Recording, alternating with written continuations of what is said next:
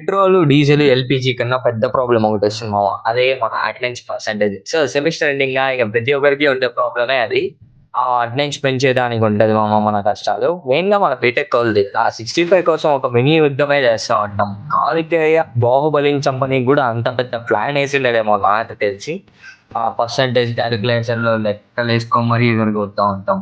ఈరోజు ఊరికి పోతే ఎంత పెరుగుతది, ఎంత పెరుగుతది అంటే ఆ పర్సెంటేజ్ లెక్క కనిపెట్టినోడిని మింగాల ఫస్టు. వెళ్తే ఒక పర్సెంట్ పెరుగుతది. వెళ్ళకపోతే అదే పీరియడ్‌లో 3% తగ్గిపోతది మామ. వాడి లెక్క ఏదన్నా ఉన్ని మన లాజిక్ మాత్రం వెళ్తే ఒకటి పెరిగితే తగ్గేది కూడా ఒకటే తగ్గాల. ఇక ఈ మధ్యలో కొంతమంది మంచోళ్ళు ఉంటారు లెక్చర్లు. మధ్యలో ల్యాబులు రానీయలేదురా నేనే మిమ్మల్ని. సో మీకు నేను పెంచుతా అని చెప్పి పెంచుతా ఉంటారు. మహానుభావులు సార్. ఏ జన్మలోనో పుణ్యం చేసుకున్నాం మేము. మీరు మాకు లెక్చర్‌గా వచ్చారని చెప్పి అనుకోవాలా? అది కవర్ చేస్తున్నాంలే. ముందు వాళ్ళని తిక్కా ఉంటాం. అది వేరే విషయం. ఇక మీతో కూడా 65 మెయింటైన్ చేసే మీ ఫ్రెండ్‌ని ట్యాగ్ చేసి నెక్స్ట్ సెమ్ నుంచి 75 మెయింటైన్ చేద్దాం మామ అని చెప్పి ఎప్పటిలాగే ఒక మాట